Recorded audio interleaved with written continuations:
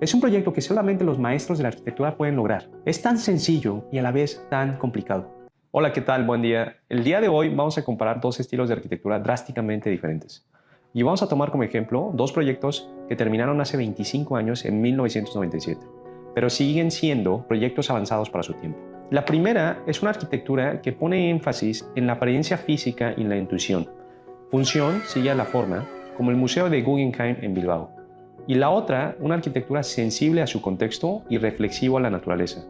Forma sigue a la función, como el viñedo Dominos de Herzog and de Meuron en Napa Valley.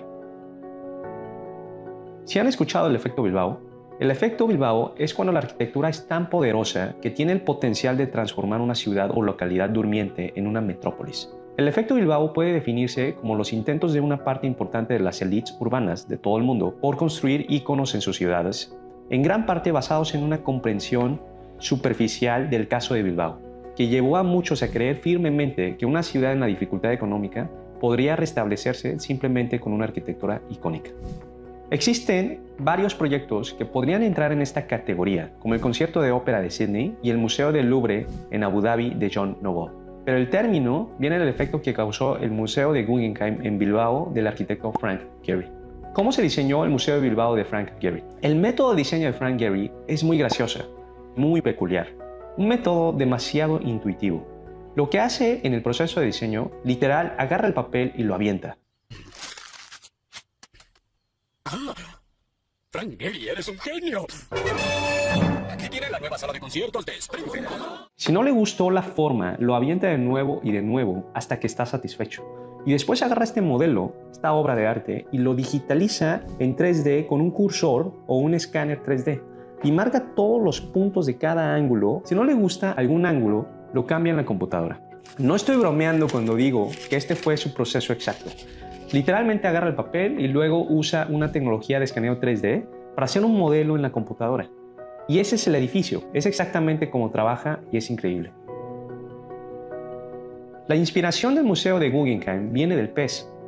De las palabras del arquitecto, estaba interesado en el movimiento del pez. Es tan hermoso. Comencé a hacer formas como tal y pude lograr esa sensación de movimiento, de Frank Gehry.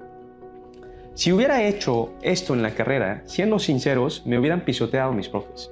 Pero lo importante es que sí se construyó tal cual. Si fuera un estudiante, profe, este es mi proyecto. Y el profe, ¿cuál es tu concepto? Es un pez. ¿Qué rayos tiene que ver ese pedazo de papel con un pez? Ya hubiera reprobado. Pero lo importante es que sí se construyó. Yo creo que el verdadero ganador en la arquitectura es que se construye. Aunque el proceso de diseño sea tan intuitivo, la construcción es lo contrario. Es muy minucioso y metodológico. Hoy en día, BIM se está convirtiendo en el estándar para trabajar en arquitectura e ingeniería, pero el Museo Guggenheim en Bilbao usó esta tecnología, en ese entonces llamado CATIA, hace 25 años. Fue el primer proyecto del mundo construido con BIM. En su momento, era una revolución tecnológica en la arquitectura. Para construir este modelo tan complicado, Frank Gehry va con empresas aeroespaciales en Pittsburgh, especializados en titanio para pedir ayuda. En la obra, hacen el esqueleto y ensamblan las placas prefabricadas para formar el edificio como lo ven. Así fue como se construyó este nuevo edificio con curvas de forma libre gracias a la tecnología. Gracias a Frank Gehry, que logró implementar la tecnología ya existente al método de construcción en la arquitectura, empezaron a surgir muchos arquitectos con estilos curveados como es Zaha Hadid. Así como Frank Gehry, el estilo de Zaha Hadid es bastante intuitiva y realmente no hay mucha lógica acerca del por qué la forma debería ser como es. En vez de la lógica, se concentran más en la forma intuitiva. Simplemente les gusta la forma y lo pueden hacer real.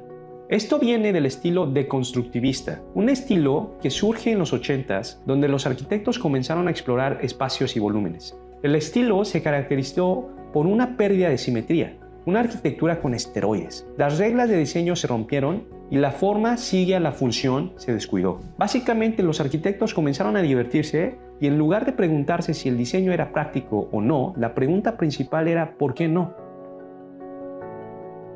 Para la arquitectura oriental es más importante que se vea mejor viendo de adentro hacia afuera que de afuera hacia adentro.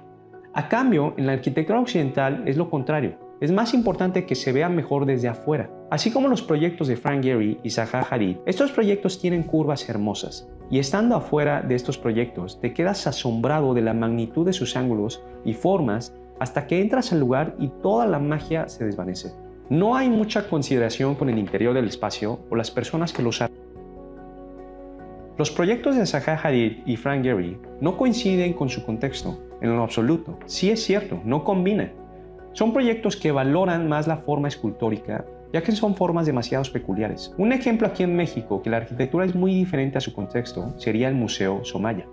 Pero también hay que preguntarnos si el contexto es lo suficientemente bonito como para querer protegerlo. Por supuesto que debemos respetar el contexto, pero no es necesario seguir todas las tradiciones. La diversidad solo puede existir cuando alguien va en contra de la tradición. Para que una localidad se pueda desarrollar, tiene que permitir tal variedad hasta cierto punto. Los intentos audaces conducen al desarrollo y la diversidad del diseño. En lo personal, no soy fan de la arquitectura de Zaha Hadid o Frank Gehry, pero tampoco me opongo, y en lo personal creo que deberíamos permitirlo hasta cierto límite, porque estos proyectos a veces cambian la historia de una ciudad. Como podrás ver en la foto del antes y después de la construcción del Museo Guggenheim en Bilbao, el Museo Guggenheim se construyó sobre industrias navales que eran imposibles de revitalizar para el siglo XXI. En una entrevista con El Guardián, dice lo siguiente sobre su primera reunión con los funcionarios de la ciudad. Dijeron: Señor Gehry, necesitamos la ópera de Sydney aquí en nuestra ciudad. La ciudad se está muriendo. El museo cambió por completo el paisaje de Bilbao al atraer a millones de turistas de todo el mundo. Con cálculos en el 2017 que sugieren que el museo genera alrededor de 400 millones de euros al año para la economía local. El efecto Bilbao es un excelente ejemplo de cómo la arquitectura y el diseño pueden afectar positivamente la economía y la cultura de una ciudad o localidad. Aunque no todos los proyectos tendrán un impacto como este, está claro que la arquitectura puede marcar la diferencia en la revitalización de áreas urbanas con íconos como este. Otro proyecto que quisiera platicar, que es totalmente lo contrario a Zaha Hadid y Frank Gehry, es terminado en 1997, el mismo año que se terminó el Museo Guggenheim de Bilbao, está el Dominos Estate de Jacques Herzog y Pierre de Meuron. El proyecto Dominos se basó desde el principio en la idea que la construcción tuviera un impacto mínimo en la tierra y a su alrededor. Este proyecto, si lo ves de fuera, se ve como una bodega común y corriente. La forma es muy sencilla, pero si lo ves detalladamente, te vas a sorprender. Si ves la fachada, tiene esta forma y acercándonos, los ingenieros civiles los conocerán, son mallas de alambres rellenos de piedras. Esto se le conoce como gaviones. Cuando pones piedras en una malla de alambre, los puedes poner una encima de la otra. Y me imagino que lo has visto en las carreteras para proteger de derrumbes de tierras. Pero el arquitecto lo usa de una forma muy peculiar. Esto lo hace con piedras de la región excavadas del cañón americano a unos kilómetros del sitio. Pero lo importante no es que usa piedras locales, sino vamos a ver el patrón de las piedras. ¿Qué sucede cuando pones piedras en una jaula de alambre? Habrá menos carga en la parte superior, pero conforme bajas, esta tendrá que soportar más y más peso. Y es por eso que mete piedras más pequeñas para que esté más denso de la parte inferior.